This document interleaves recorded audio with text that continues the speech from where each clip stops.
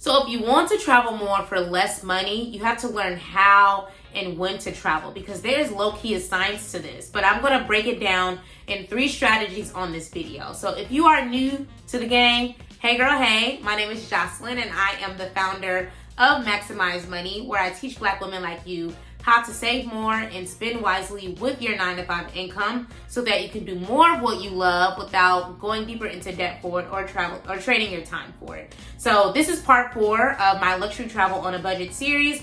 Part 1 through 3 are linked in the description, and I want to get into it. 3 strategies that you need to start adapting to be able to travel more this year for less money. And these are free tips, okay? You ain't got to spend no money to get these things. So strategy 1 is to fly off season.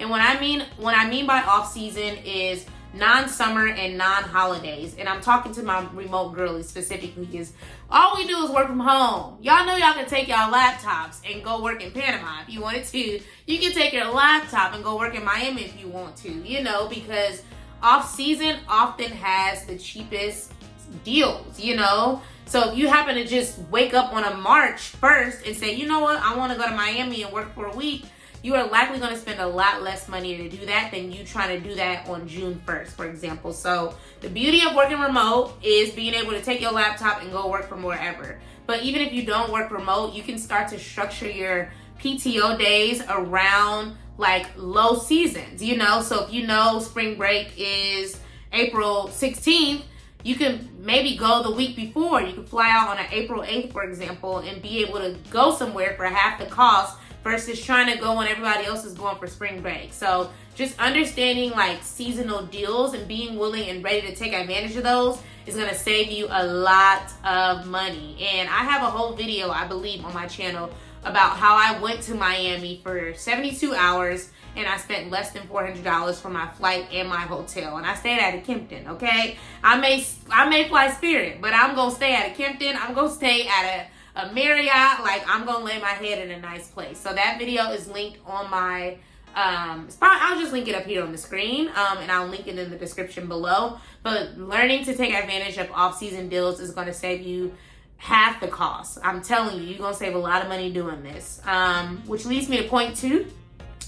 And that is to fly during the week. Usually Tuesdays, Wednesdays, and Thursdays are your biggest bang for your buck. And I understand work is in the way, but girl, if you are a remote girl, comment below. If you are a remote girly, comment below, because we need to be traveling. Girl, if you don't pack that laptop up, get you a little a dual screen, because I'm a dual screen girl myself.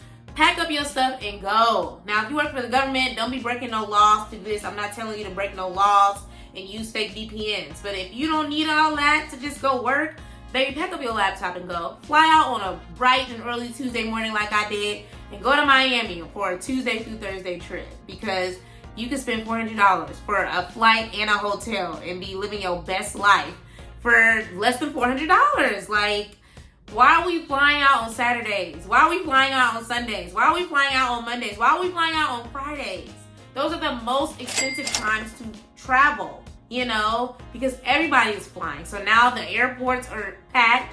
All the seating is likely taken. So if you decide to do that, just know that that's what you're paying for. But if you have the flexibility, because I know everybody does not, but if you have the flexibility, I recommend flying on a Tuesday or a Thursday or a Wednesday, okay? Which leads me to point 3. How do you find out when it's the cheapest to travel, you know? And I set up Google Alert Stack to make this happen. So I use 2 things, actually. I set up Google Alerts, which is free. Again, I wanted to highlight free trips for you guys, or free tips for you guys. You can set up a Google Alert. If you know you have a trip coming up and you just want to, you know, track the prices, then you can do that with Google. If you just go to flights.google.com, like, you can set everything up the way you need to, and they will send you updates via email to let you know when your price has changed and when you should likely book it or, you know, not book it, you know. So that's one strategy. The other one is actually attached to one of my travel credit cards, and it's also price tracking, is price watching. And so just to give you an example of what that process was like, with this travel credit card, if I book within their travel portal, which is unique to that travel credit card, if the price goes down, I automatically get the difference back. So let's assume that I already purchased a flight. I had purchased a flight to go to Cali earlier this year, and the ticket was already pretty cheap, you know, because it was a February, and again, this is low season. By then, people are back from their holiday travel, their New Year travel, and they just getting back into the swing of things, probably trying to lose weight and stuff.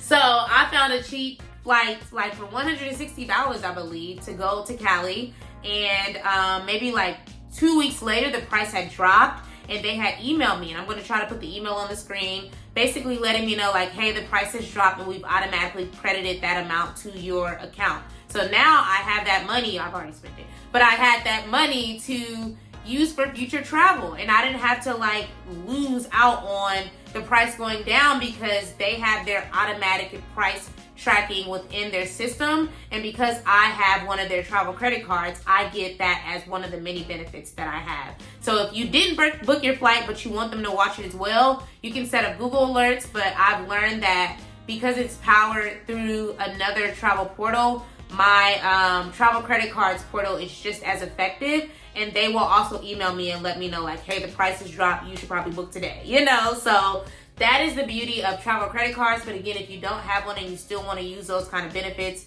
you can use Google alerts. Now, if you've already booked the flight, you won't be able to get the price difference back automatically unless you use like something like Southwest where there's no change fees. I talk about that in part 3 of this video, which is linked of this series, and that's linked in the description. But without my travel credit card, I wouldn't be able to reap the benefits of that automatic price drop. So if that is something that you're interested in, then you definitely want to make sure that you grab my Luxury Travel on a Budget series, because I highlight what type of resources and what type of travel credit cards offer you this kind of benefit.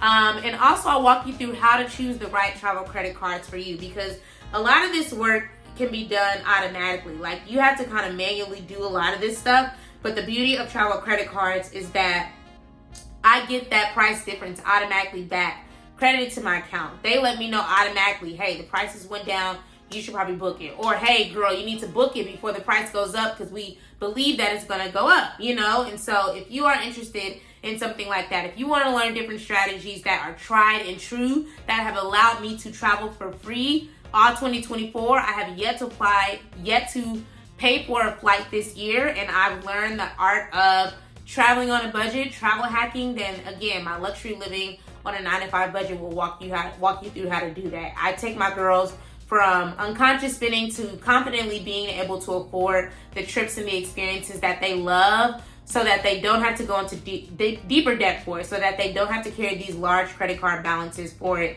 And I walk them through how to choose the right strategy for them, because what works for me and my lifestyle may not work for you. But I walk you through how to get from point A to point B when it comes to this luxury travel on a budget game, because there is a science to this. There is an art to this. And if you are just choosing something because someone else told you to do it, that's not going to work for you, which is why I don't even tell people what to do and what to choose. I give you the strategy and you decide what works best for you. And then I tell you what has worked best for me so that you can relate to it if it's the way that you live your life, or if it's not, you at least have all the information in a digestible way within 90 minutes and you can make the proper decision. So that is linked in the description. And again, I have used travel credit cards all year to earn points on everyday purchases that I would have made anyway. Bills, grocery, gas, birthday dinners, travel related expenses, Lyft. And I've earned between 3 and 5 times the points on these expenses that I would have had anyway. And I then redeemed those points for free travel. So that is on part 2 of this series, linked in the description as well. But if you want to learn how to travel more for less money, again, the Luxury Living on a 9-to-5 Budget Masterclass is just for you.